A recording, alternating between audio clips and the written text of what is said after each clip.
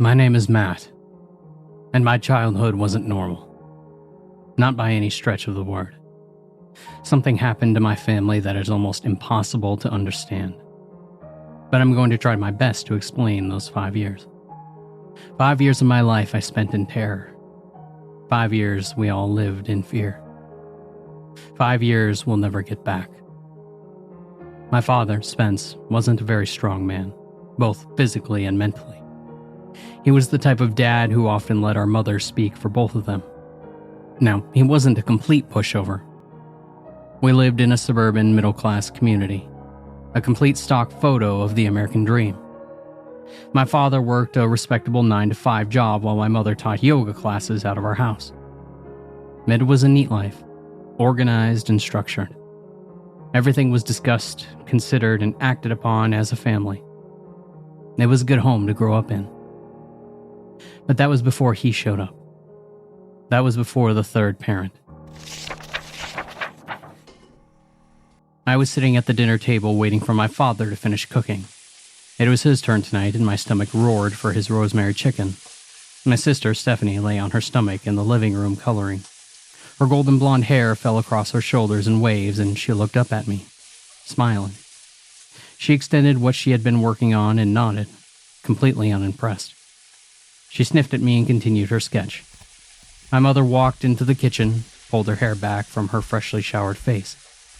"Everyone gone?" my father asked from the stove. And my mother nodded. "Yes, Spence, the house is ours again. It's so much better teaching yoga in the basement.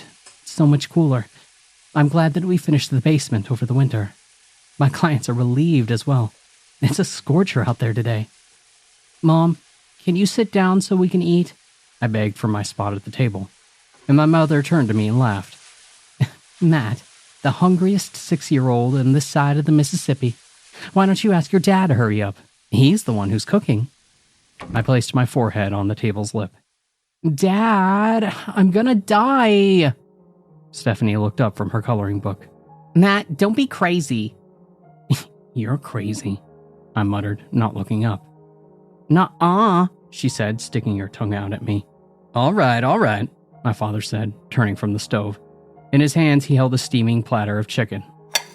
"Come sit down, Steph. The food's ready," I ordered my sister, the sight of the seasoned meat causing me to salivate.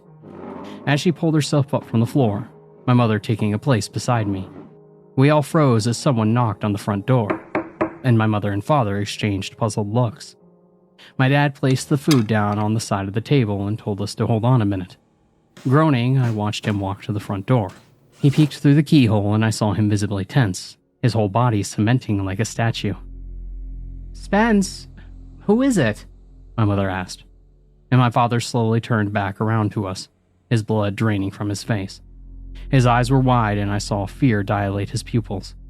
He licked his lips and shot Steffi and I a look. "Spence," my mom pressed, her face contorting with concern. "No, this can't happen. Not again," I heard my father whisper, staring off into the middle distance. The door shook as another series of knocks echoed throughout the house. My mom stood, her voice cracking with contagious fear. "Spence, who is it? What's going on?" "I'm so sorry," my father mumbled, clutching his stomach, his face a pale sheet. "I have to let them in." And before any of us could say anything else, my dad turned and opened the door. Dying sunlight blinded me and I squinted to see who our unannounced visitor was. "Hi, I'm Tommy Taffy. It's good to see you, Spence." I watched as my father slowly backed away from the open door. A man entered our house and shut the door behind him. My young mind tried to make sense of what I was seeing. But even at that age, I knew something wasn't right with the unexpected guest. He was about 6 foot and had a shock of golden hair cut tight along his scalp. He wore khaki shorts and a white t-shirt and said, "Hi," in red cartoon font. But that wasn't what caught my eye. It was his skin. It was completely devoid of pores, a perfectly smooth, creamy texture that looked almost like soft plastic. His face was a pool of gentle pink, his mouth a cheerful cut along his cheeks, revealing a white strip of teeth. But they weren't teeth. It was just a smooth, edgeless row, like he had a mouth guard on. His nose was just a slight rise out of his face, like a doll void of nostrils. And his eyes. His eyes were twin puddles of sparkling blue shining out at us from his flawless, eerie face. They were wide, like he was in a constant state of surprise. Then they shifted around in the room to look at us in quick, jarring motion. His smile widened and he raised a flawless hand to us at the table. Hi, I'm Tommy Taffy. It's good to meet you. I noticed that he didn't have any fingernails or skin defects. No wrinkles or bruises. Nothing. It was like he was a living, talking, human-sized doll. Spence? My mother croaked, recognition blooming in her eyes. It's gonna be okay, Megan, my father said, voice shaking. Let's just be polite to our new guest, okay? The man, Tommy, croaked his head towards my father. My dad took a step back, raising his hands. I mean, our new friend. The frozen smile never left Tommy's molded face. There was no humor in that strange laugh. It sounded like he was clearing his throat or imitating a really bad chuckle. It was too pronounced, each syllable sounding too deliberate. My father forced a smile onto his face. I meant... He looked desperately at my mother, who offered him no help, her body frozen in absolute fear. I meant... Meet your new parent, kids. Stephanie, who was standing by my mother, frowned. He's not our dad. You are. And why does he look so funny? Stephanie, my mother hissed, gripping my sister's shoulder. Tommy laughed and walked forward to crouch in front of Stephanie. It's not nice to make fun of people who look different, is it? My sister looked at her feet, blushing. Tommy tousled her hair. That's okay. Buckle up, kiddo. We're going to get along just fine. I'm going to help your parents raise you. It's a big job being a mommy and a daddy. Sometimes mommies and daddies need help. Tommy turned to my parents, that ever-present plastic smile stretching on his face. I helped their mommies and daddies raise them. Isn't that right, Spence? Megan. Megan pulled Stephanie away as my father nodded nervously. That's right, kids. He sure did. Tommy smiled and turned to me. I was still sitting at the table, taking the odd scene in. I didn't understand what was happening. Didn't know who this weird-looking man was or what happened. What he was saying didn't make any sense, but my parents seemed to know him, so I kept my speculations to myself. And you must be Matt, Tommy said, walking over to me. I didn't look at him, training my eyes to stare at my empty plate. I suddenly wasn't hungry anymore. I could feel the strange man beside me. His presence filled my head. I licked my lips and I felt my heart begin to race. I didn't like this intruder. Something about him felt dangerous. Tommy walked behind me, chuckling, his hands sliding over my slender shoulders. It looks like we have a shy one. That's okay. I'll help him with that, he said to my parents. His fingers dug into my skin and I winced. But I kept my mouth shut. Don't you touch him, my mother hissed, eyes growing wide. Tommy looked at her, mouth stretched. My dad outstretched his hand, alarmed. Don't be so rude, Megan. Tommy continued to stare at my mother, who nervously lowered her eyes. Are you staying for dinner? Stephanie suddenly asked, breaking the tense silence. The eerie doll man let go of my shoulders, one of his hands sliding across my cheeks and into my hair. Oh, yes. I'll be here for quite a while. And that was how Tommy Taffy entered our lives. At 6 years old, I didn't know any better than to seriously question what was happening. Even though my parents acted unsettled at his arrival, their constant assurances that he was a friend pushed away any lingering doubt that I had. As the days turned into weeks, I began to grow accustomed to Tommy's presence in our house. My initial fear slowly receded to wary caution. I soon learned that Tommy didn't like company.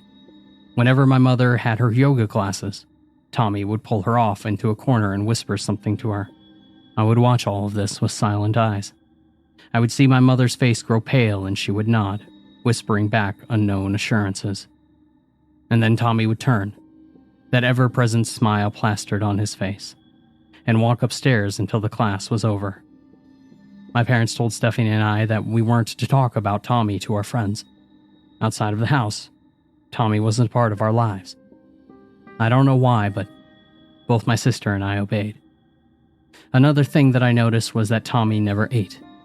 He would sit at the table with us, but never partook in the meal. Stephanie asked him once if he was ever hungry, and Tommy just smiled at her silently and stroked her head. During the evenings, I would gather our family into the living room, and he would give us a short lesson on how to be a good person. My parents never spoke during these talks. I just sat next to us, nodding. Tommy told us not to make fun of others and to love our friends and enemies, and always help those in need. He told us that that's why he was here with us, to help my parents raise us.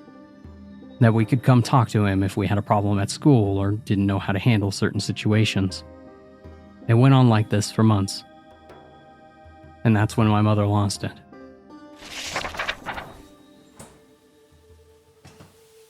August, 1989.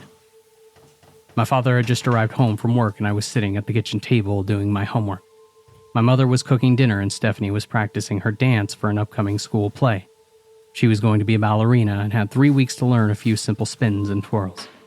She had been diligently practicing over the last few days, but just couldn't get it right. She was young and her temper was getting the better of her. And that's when Tommy decided to help her. He had been sitting on the couch watching her, when suddenly he rose and stood behind my sister, placing his hands gently over her shoulders. "Let me help you, sweetie," he cooed, his voice carrying a cheerful tone. My mother spun around from the stove and I saw her visibly tense. She didn't like Tommy touching us. She gripped the wooden spoon in her hand until her knuckles went white, watching as Tommy crouched and cupped Stephanie's body with his. He took her hands in his from behind and guided her arms and waist, his cheeks pressing gently against my sister's. "Tommy, let her learn on her own," my mother said, her voice shaking. Tommy didn't even look at her. He just kept guiding my sister. I could hear my father coming down from the stairs, freshly changed from a day at the office. Tommy spun my sister and for the first time, she nailed the twirl, her little feet twisting her body in a complete circle, and Tommy clapped his hands once and then leaned down and kissed Stephanie on the cheek. Good girl." "Don't do that!" my mother shrieked, dropping the spoon and her face drained to blood. I jumped in my seat at the table and swallowed hard. I didn't know why my mom was getting so upset. He was just helping her. I also knew deep down that it was a bad idea to yell at the new member of our family. It was the gut instinct of a child, a gentle warning that rumbled in my head. And Tommy stood. My father was standing at the front of the stairs now, frozen, unsure of what to make of the confrontation. "Megan, what's wrong?" he asked. My mother's eyes never left Tommy. "Spence, I can't do this anymore.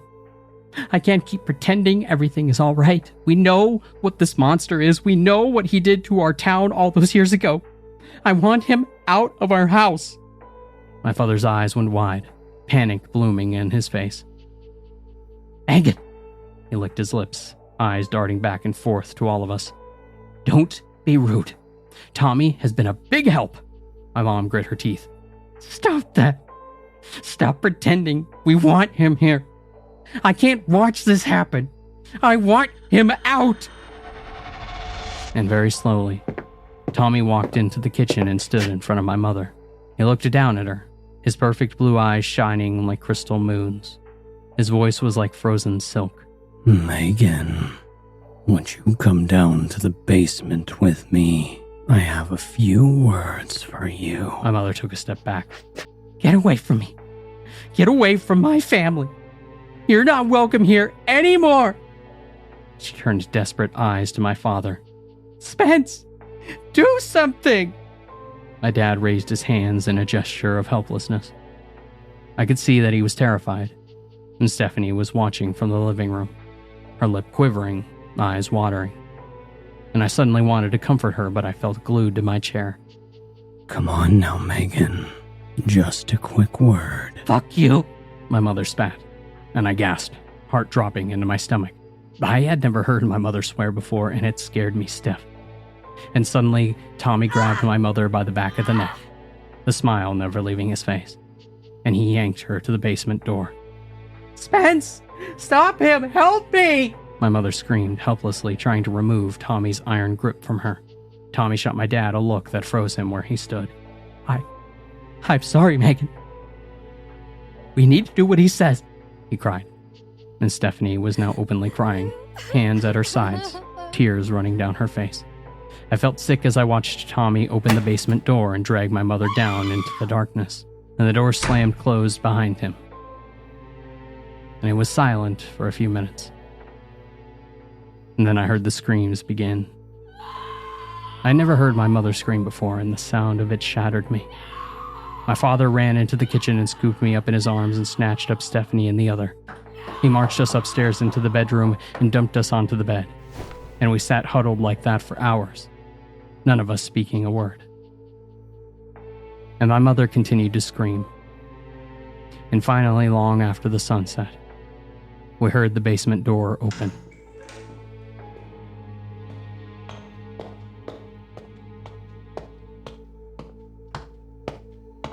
Mommy is sleeping in the basement tonight.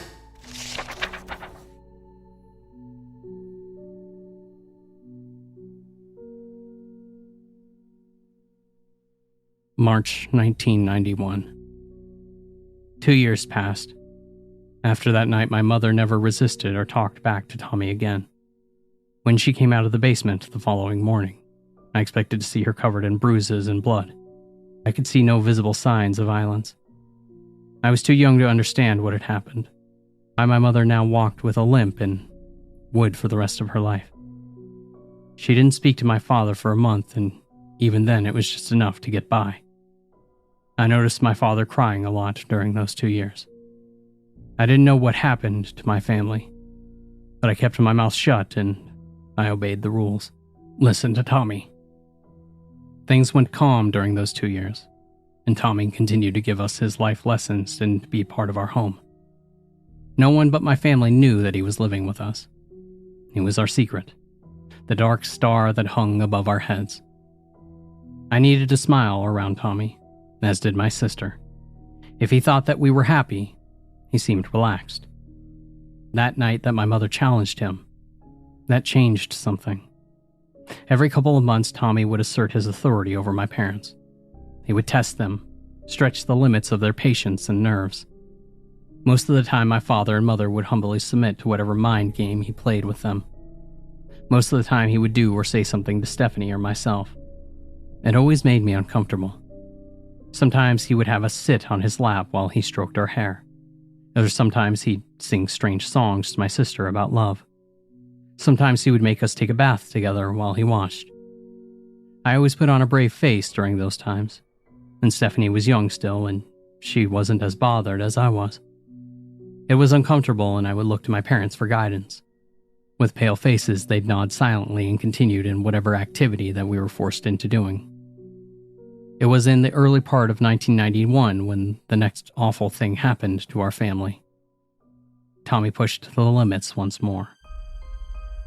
I rubbed sleeping from my eyes and looked at my race car clock on the wall. The glow-in-the-dark hands read 2 a.m., and I could hear something in the hallway outside my room. It sounded like someone crying.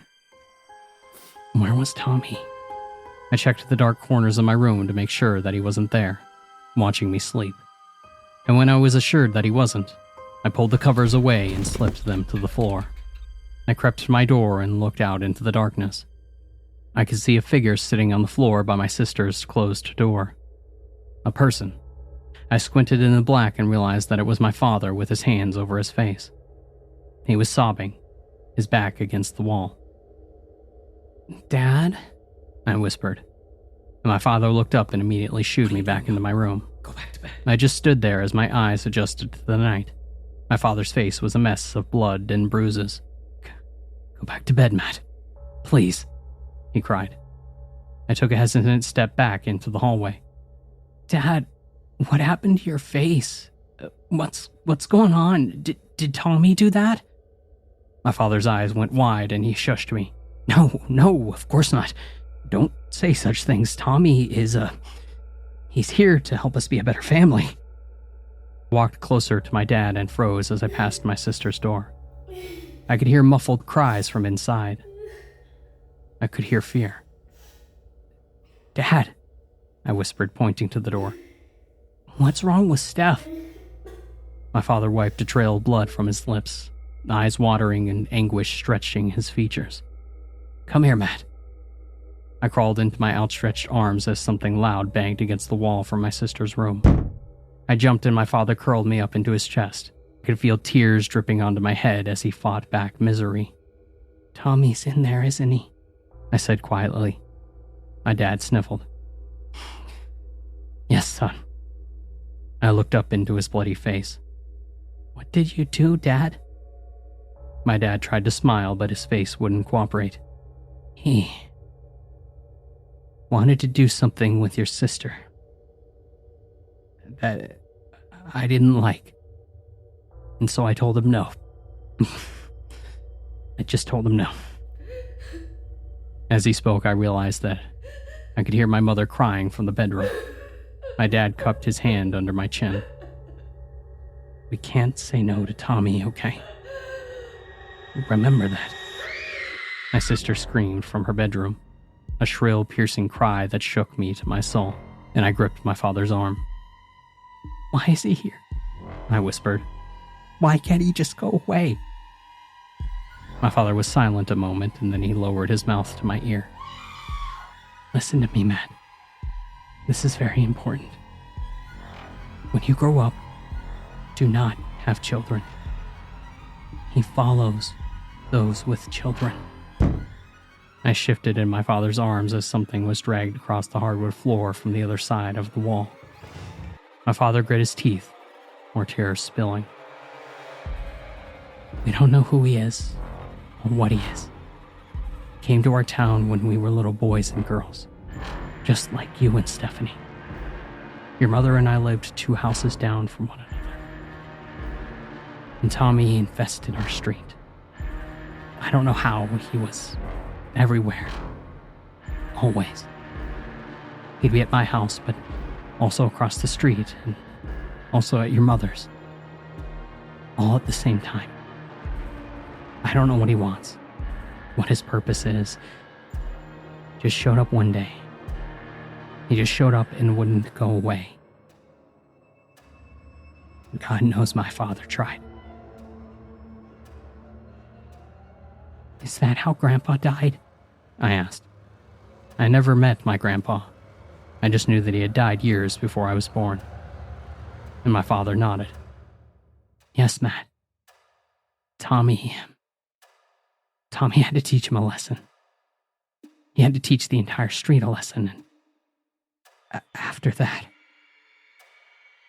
why can't you just kill him?" I whispered, ever so softly. My dad brought his mouth closer to my ear, his voice barely audible. We tried everything. We burned him and shot him, cut him into pieces. But it never worked. He always came back, knocking at our door. And someone had to pay. Someone always has to pay. If we didn't follow his rules, someone had to pay. Tommy was our secret. He was our invisible monster, hidden from the outside world. Deaths were covered up. Abuse was brushed under the rug because we knew.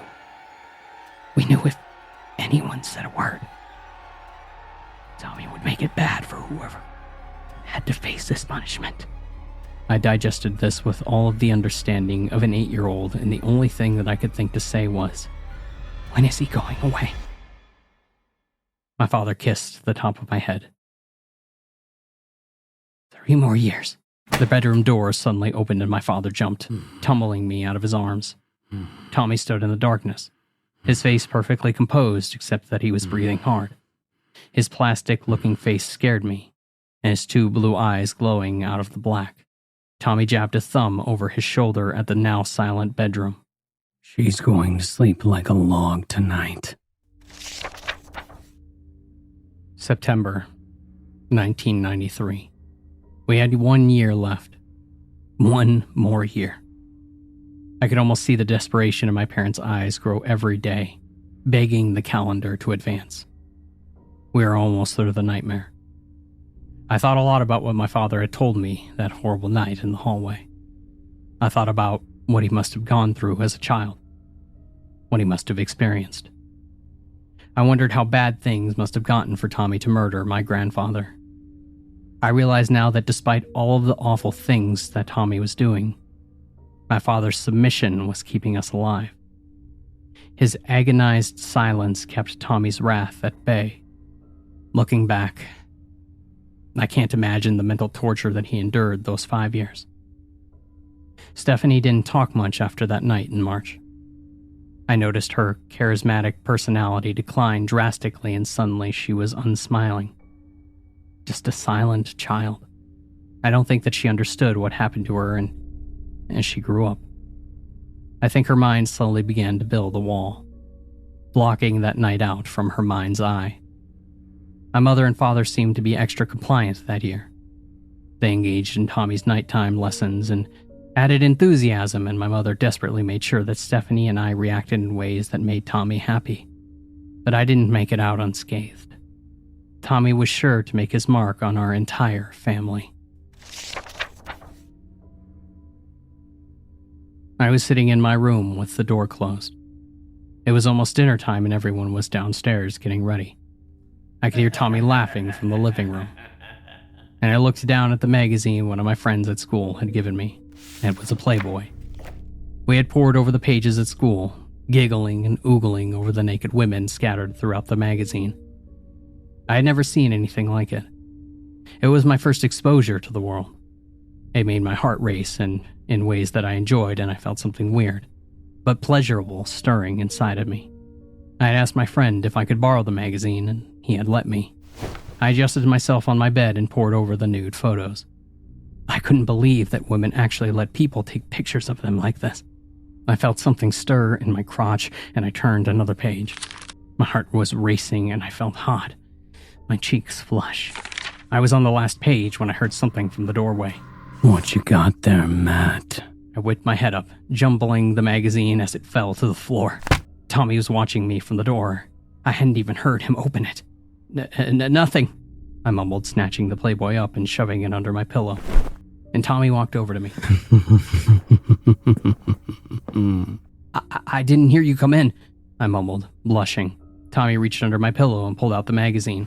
It's not nice to lie. I've told you that. Why were you lying to me, Matt? I swallowed hard, heart thundering against my ribcage. I'm sorry, I trailed off miserably as Tommy thumbed through the pages. And he glanced down at me. Do you like this? I knew I couldn't lie to him. I nodded, my skin flushed, eyes on the floor.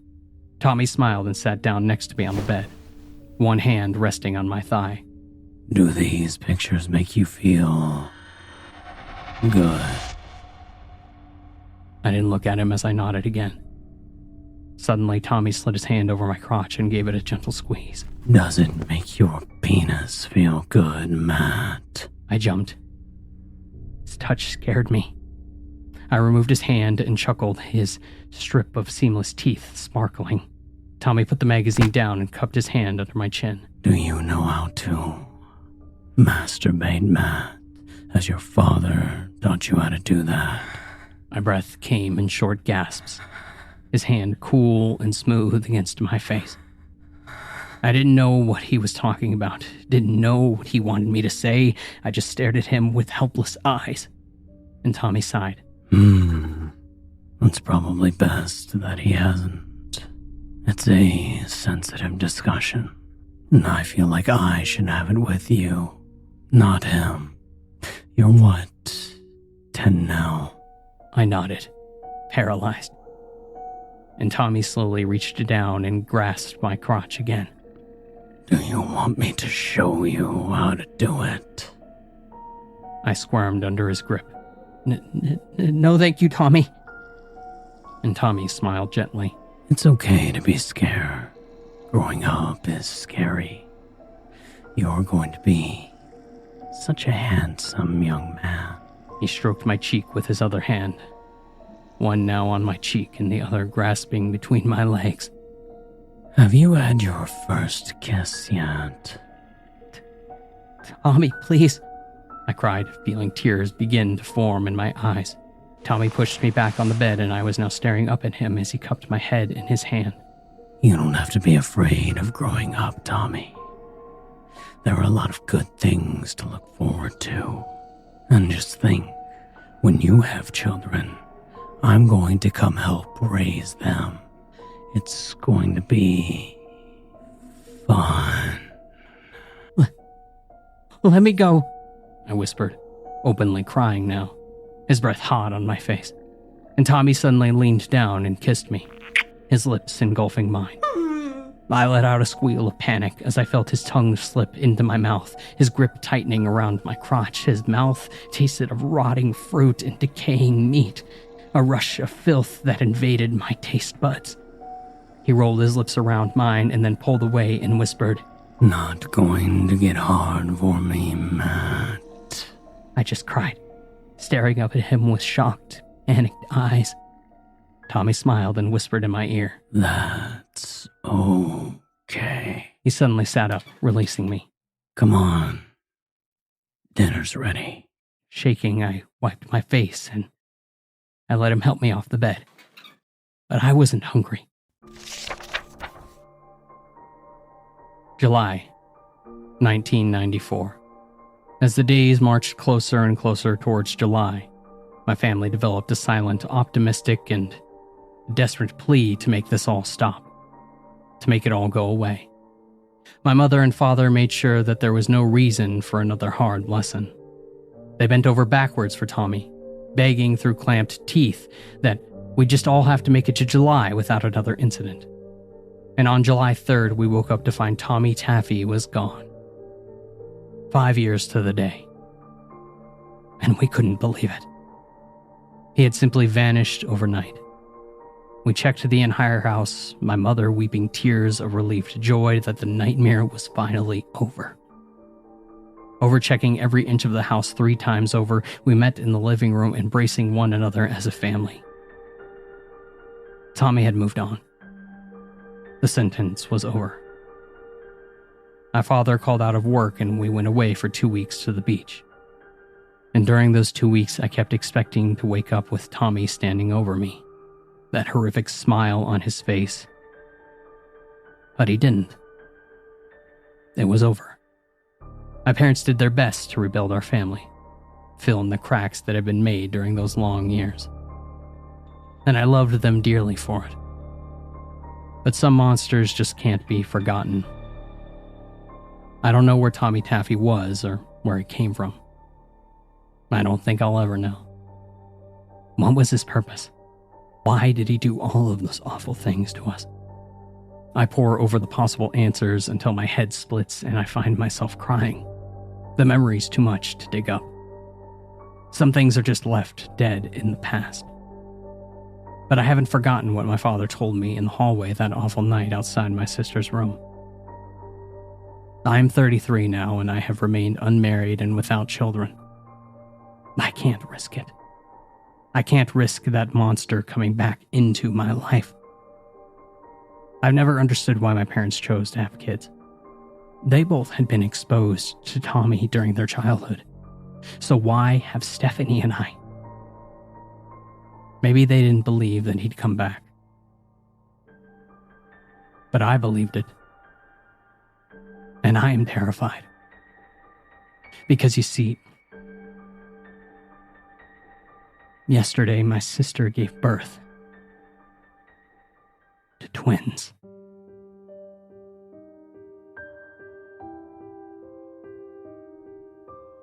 Some of you may have read my son's account, The Third Parent, about what happened regarding that monster, Tommy Taffy.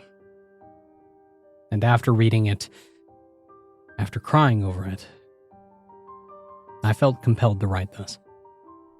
I'm not here to defend my actions. I'm not here to make excuses. I did what I had to do so that way my family would survive. And I knew that Tommy was capable of it. I knew what we would have to endure. But I also knew that if we could make it 5 years without pissing off Tommy Taffy, we'd come out of this nightmare alive. How did I know that? Because I have already lived it. I had already been exposed to what that thing was capable of. I had seen Tommy's temper, had seen what pushed his buttons. I had already done my 5 years. Like I said, I'm not here to defend myself. What happened to my family is unspeakable. But we are alive. No, I'm writing this so that way maybe you can understand why I did what I did. Why I chose to let Tommy do what he did to my wife and to my children. And after you hear my side, after you read what I went through, then you can judge me. God knows I deserve it. Tommy first arrived on my street when I was 7. I was an only child and lived with both parents in a middle-class neighborhood. It was a mellow slice of the American dream, like a cut of apple pie under a smothering layer of vanilla ice cream. Our street was in a secluded residential neighborhood in the far corner of a sprawling development. There were 6 houses in total, and we were a tight-knit bunch, both the parents and the children. In the summers, we'd have cookouts, and in the winters, we'd have Christmas parties. It was almost like our block was one big family. And everyone looked out for one another. Everyone was generous and considerate. It was a different time. A time when people trusted one another. But our picture-perfect life shattered when he arrived. And Jesus, I'll never forget it.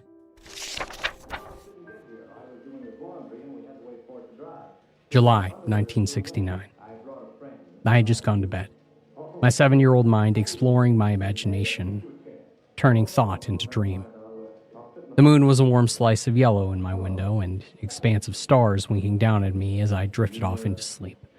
I could hear the TV on in the living room, a comforting reminder that my parents were still awake and the monsters under my bed would stay away tonight. And that's when I bolted awake by a knock at the front door downstairs. It was such a sharp contrast to the comforting murmur of the TV that my mind went on full alert as the noise echoed into the house. And I sat up in bed, irritated, crutching growls of my teddy bear. And I heard the heavy footsteps of my father walk to the door, probably expecting a neighbor. The familiar creak of the front door was followed by a muted murmur of conversation. And I could hear my father's voice speaking, interrupted on occasion by another male voice that I didn't recognize. My mother joined the conversation, and I could hear my father begin to get angry. Minutes stretched on as the mysterious late-night visitor continued to talk with my parents. And I slid out of bed and I went to my bedroom door, peeking my head out to listen. I still couldn't make out the words, but I could tell that my father was getting furious. He started yelling, and I heard him demand that the visitor leave our house, or he was calling the police. And then it got very quiet. So quiet that I could hear my heart beating in my chest. And then I heard my mother begin to cry. It was soft, so soft that it scared me. The nighttime visitor was saying something to my parents, his voice low, and my mother continued to sob. And after a moment, my father said something that I couldn't make out. Immediately following, I heard something slam into the wall downstairs so hard that the pictures in the hallway crashed to the floor. I slapped a hand over my mouth to stifle a scream, heart racing. What was going on? My mother let out a pitiful noise, and I could hear her pleading with someone. There was a scramble of feet and then another loud bang against the wall. The intruder was saying something to my parents, his voice oozing with authority. I strained to make out the words, but it came to me in a jumble of soft noise. And after another couple minutes of agonizing fear, I heard my father call down to me. My heart was a wild drum beat into my chest, and I bit my lip, hands shaking. Why did he want me? What was happening? My father called again, his voice trembling slightly. Down here, please. And slowly, I pulled the door to my bedroom open and I walked to the edge of the stairs. And I realized that I was clutching Growls, my teddy bear.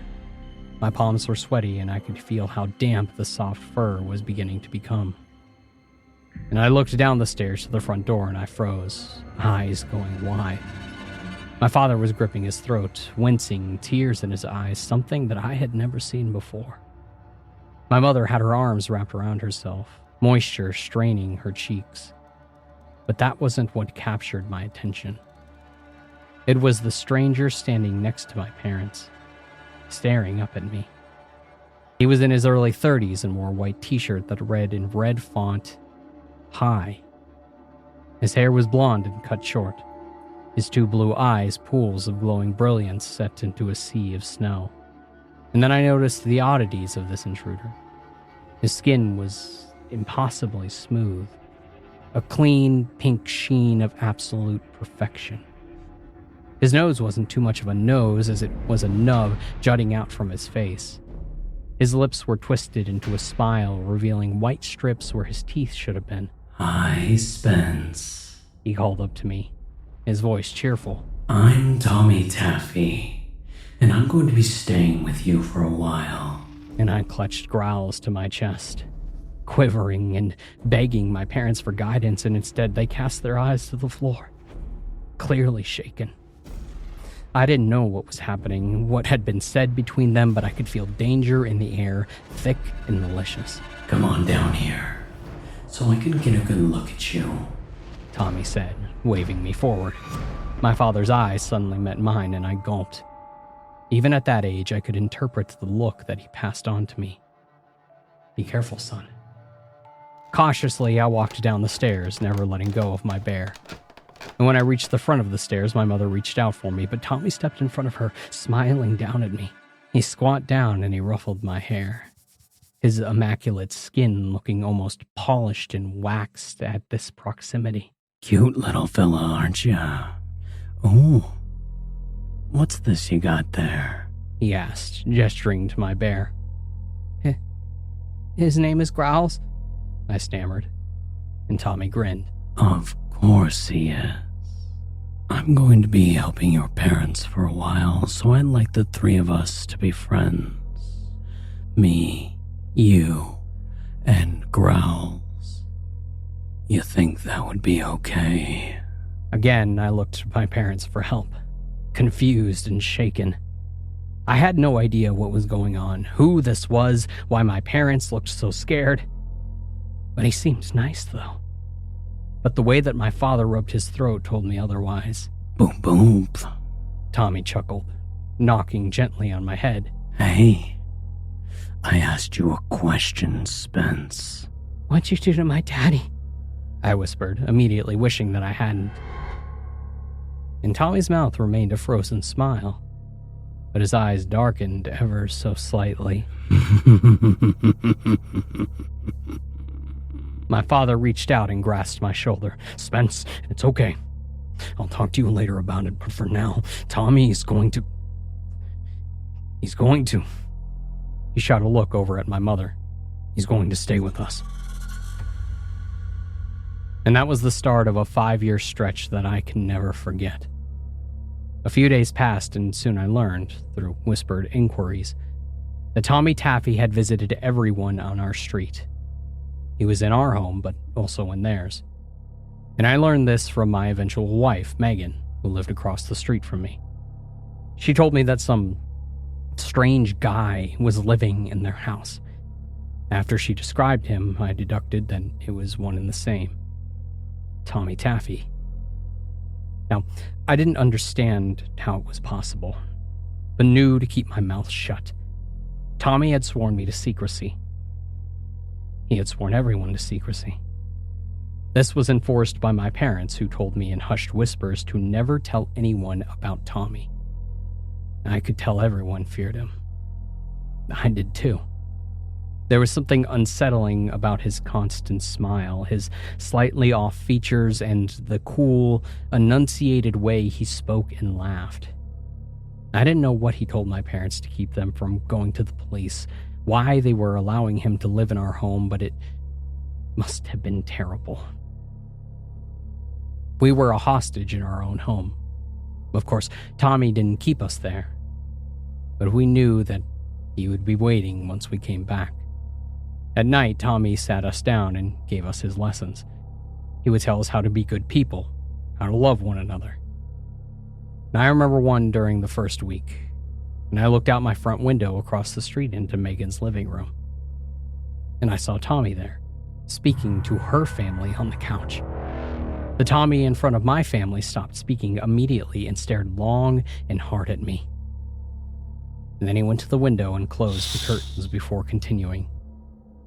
During the evenings, as the fathers on our streets came home from work, I'd see them briefly in the road, muttering to each other and casting looks over their shoulders. There was a mutual terror shared between them, an unspoken knowledge that they had to keep Tommy's secret, that getting the police involved would only lead to, well, to no good. I imagine upon arrival that Tommy threatened our family and then showed some sign of physical dominance over the men. I remember the banging against the walls and the way that my father had gripped his throat. But what in the hell had he said to them? Why did they allow him to infest our homes? Well, a month later I found out. They were plotting against Tommy. They were going to kill him. August 1969. Again, I awoke from slumber. I looked at my Spider-Man clock and saw that it was after midnight. I scrubbed sleep from my eyes, grasping the dark for growls, and as I found my bear, I heard banging from downstairs along with several voices. I slipped out of my bed and I went to my door. The lights downstairs were off, but I could see that there were lights cutting through the black. Flashlights? I called out for my parents, but saw their bedroom door was wide open. I knew that they weren't in bed then. More voices from downstairs followed, along with scraping across the hardwood floors. And I jumped as a bang shot in the night, and then voices faded. There's people going into the basement, I thought. Our basement was unfinished and an expanse of empty cement. Why are they going into the basement? And silently, assuming my parents were down there, I crept to the first floor, clutching growls to my chest. Sure enough, the basement door was open and I saw light reflecting off the dusty floor. I could hear my father's voice, and then the familiar voices of our neighbors. They were speaking to someone, and they were angry. My heart froze in my chest as someone laughed from the depths of the cellar.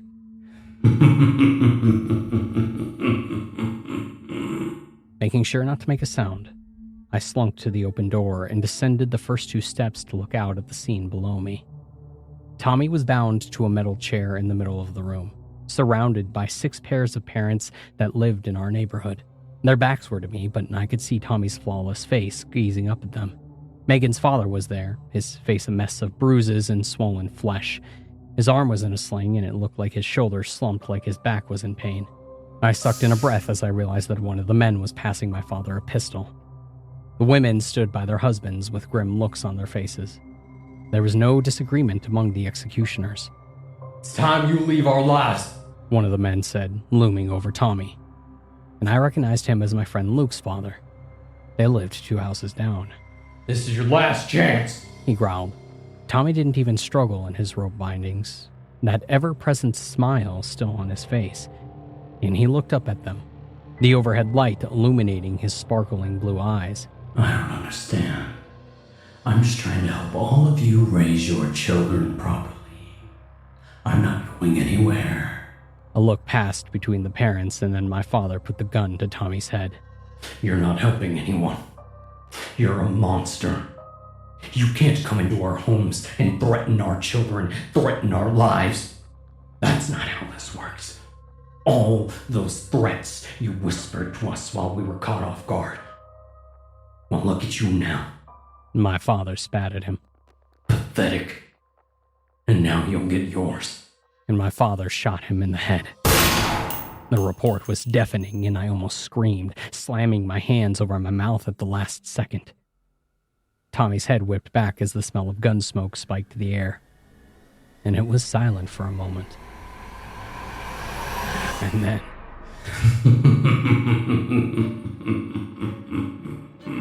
In horror, I watched as Tommy slowly raised his head to stare back at my father. What the hell? One of the women breathed, her voice shaking. There was no blood, no shadow of bone, nothing. Just a dark circle in Tommy's forehead where the bullet had passed. What the fuck? Someone whispered, and Tommy's eyes spun to the man who had spoken. I'm Tommy Taffy, and I'm not going anywhere. My mother suddenly pointed to the corner of the room, her hand trembling. Gas! Get the gas! Megan's mother went to the far corner of the room and picked up the small red can. I could hear the slosh of gasoline, and I smelled it in the air. My father grabbed the can from her hand, his eyes wide and never leaving Tommy, and without a word he upended it over the bound man, soaking him. And Tommy kept smiling.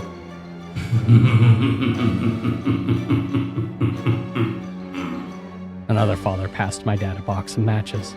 My father struck one, his hand hovering in the air. Go back to hell, and leave us alone. And Tommy grinned wider. Hell. That's gonna seem like a fantasy when I come back for you. My father dropped the match and Tommy burst into flames. But he didn't scream. He didn't thrash. He simply burned. His face beginning to melt, his eyes shifting, and suddenly he saw me.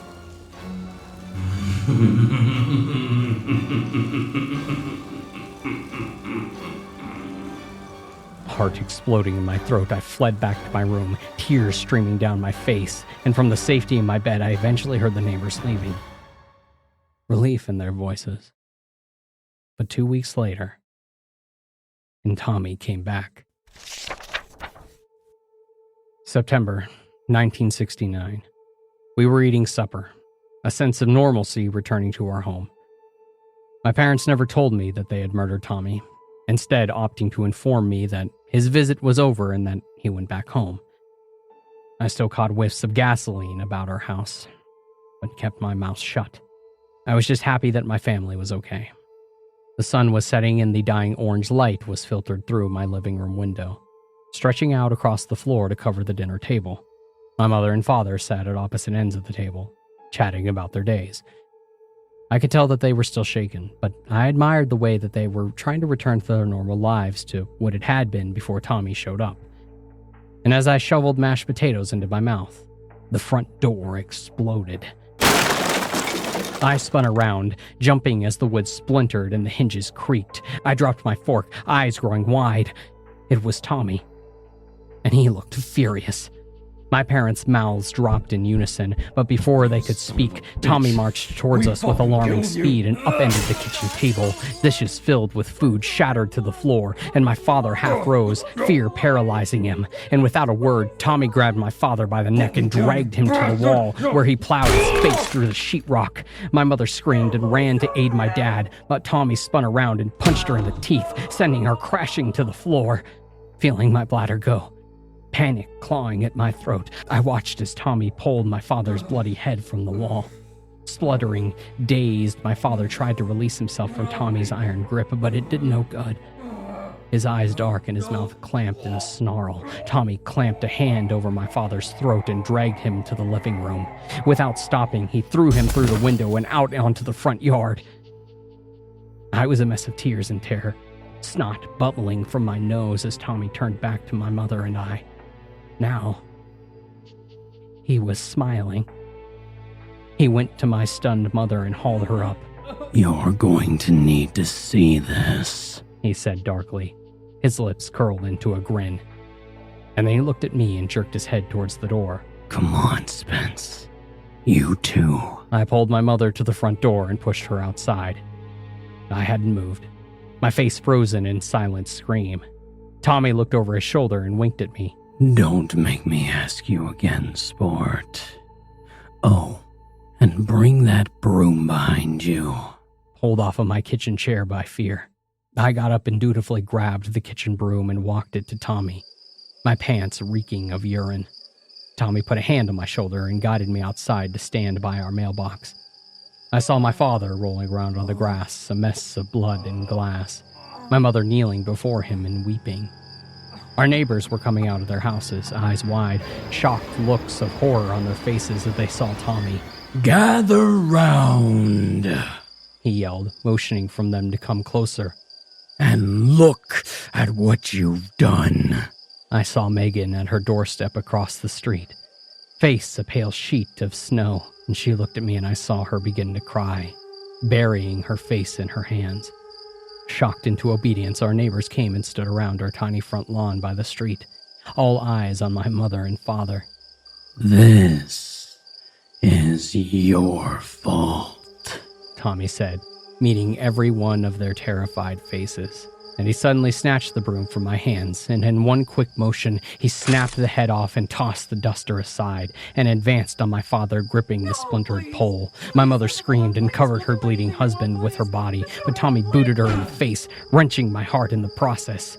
"Up you go," Tommy growled, pulling my father up by the hair and onto his knees. And glass jutting from his face, my father looked up at Tommy, agony burning in his eyes. "Don't worry. I'll take good care of your son," Tommy whispered, and he raised the broken broom over his head like a spear and slammed it into my father's mouth, down his throat until it erupted from his stomach and plunged into the earth. Blood shot like a geyser out of my father and splattered Tommy's perfect features. And my mother howled, her bloodshot eyes rattling in their sockets as my father gasped and then died. His lips wrapped around the broom handle jutting from his mouth. The neighbors watching were paralyzed, a few of the women crying out at the sudden display of brutal violence. The men's faces were pale and shocked into silence. Megan's father leaned over and emptied his stomach onto the road. Blood dripping from his face, Tommy turned to face them, eyes alight. "I want you all to think about this next time you want to have a bonfire. Do I make myself crystal clear?" All eyes were trained to the impaled figure of my father, pinned to the earth. "I said, do I make myself clear?"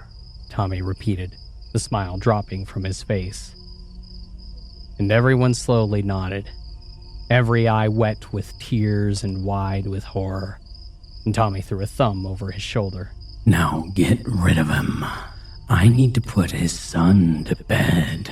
I took a step back, tears flowing freely from my eyes, shaken to the core, unable to stop staring at my dead father. My world swam and rocked, my vision a streaking blue of color. I felt like I was going to throw up, pass out, scream until I couldn't breathe anymore.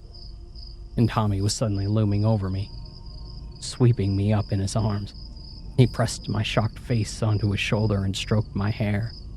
And as we went into the house and up to my bedroom, I heard a rumble in Tommy's chest.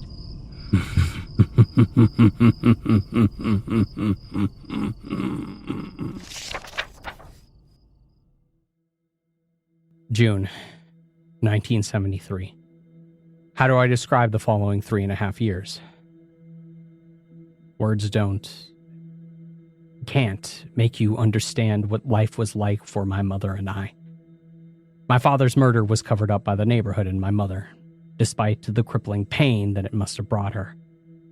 When the police eventually came to investigate on request of his job, a story had already been carefully collaborated by the families. They told the police that my father had been cheating on my mother and that she had found him and kicked him out. Lies about arguments heard were told, along with a few scenarios where the neighbors saw my father sneaking out late at night. It was enough to get the police off our street. They saw the pain in my mother's eyes, but misinterpreted the source. Everyone was petrified of Tommy Taffy. The lies told in order to assure safety of themselves as well as their families. An example had been given, a lesson learned. Listen to Tommy Taffy. Do what he wants. And pray that one day he'll go away and leave our broken community. My father wasn't the only one who had been punished. I noticed a couple of the neighbors sporting broken ribs or bruised faces. And I can't imagine the lies that were told on the outside world to cover up the truth. Tommy was a haunting nightmare in our lives, and we could find no way to get rid of him. The nightly lessons resumed, just my mother and I now, sitting on the couch, listening to our captor explain how to be good people. I was 10 then, and it made me sick. Age slowly clarifying just how dismal our situation was. But I kept my mouth shut. I kept it shut for my mother. The memory of my father's execution burned bright into my skull every day. The years that followed my father's death marked a change in Tommy's habits. He now slept with my mother. Every night leading up to bed after I was tucked in and told one last lesson about life. And I would lie awake for hours listening to her cry from her room. Sometimes it'd be for a few minutes and other times for hours.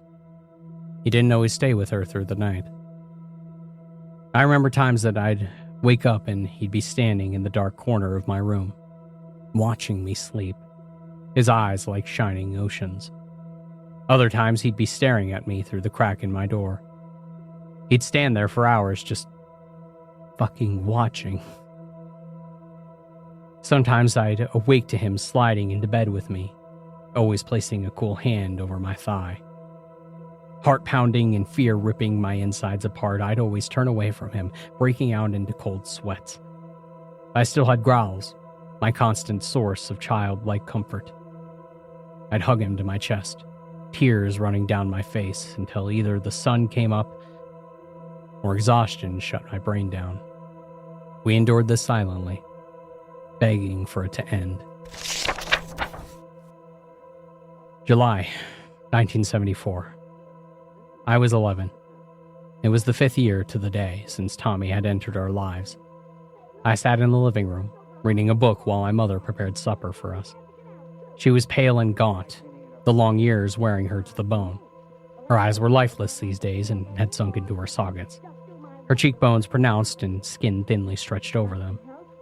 Growls lay across my chest as I reclined, trying to focus on my book. Tommy was sitting in the chair across from me, watching.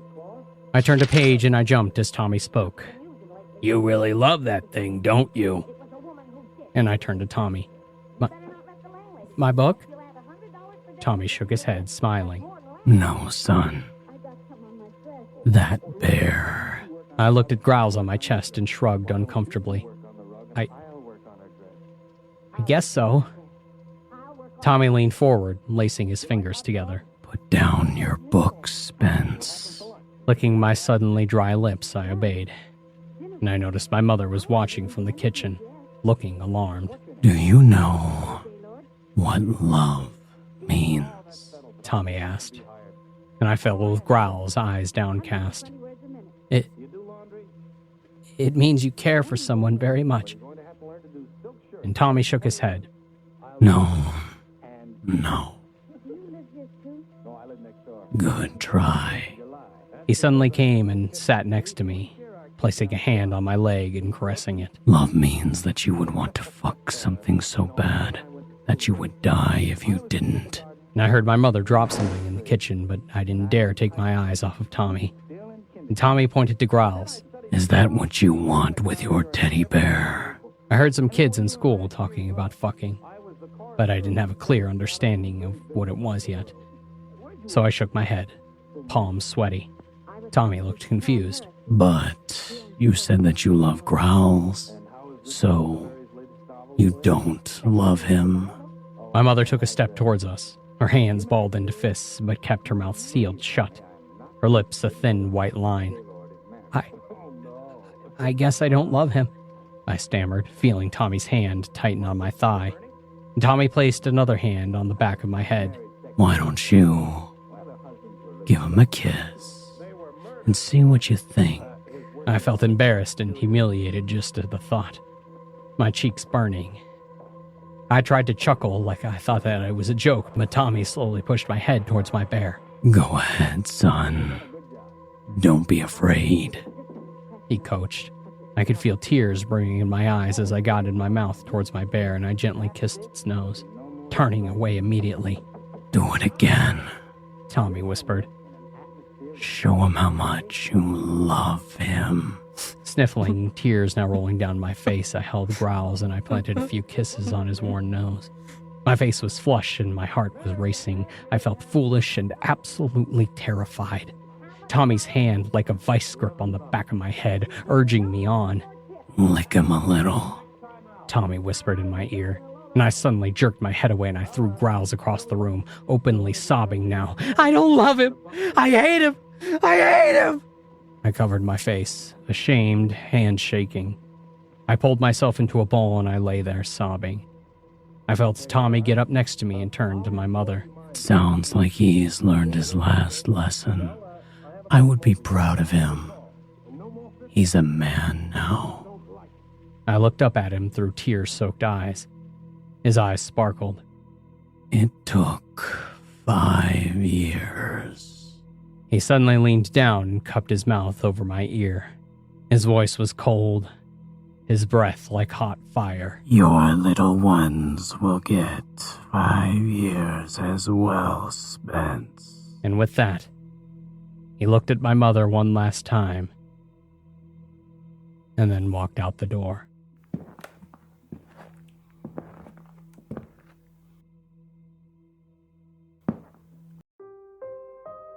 My mother rushed me and took me in her arms, comforting me as I cried. And Tommy never returned to our home. And time passed and I grew up. I grew up always expecting Tommy to show up again, come barging through our front door, but he never did. The years faded and some of the horror and pain began to fade as well. And we were never the same, though. How could we be?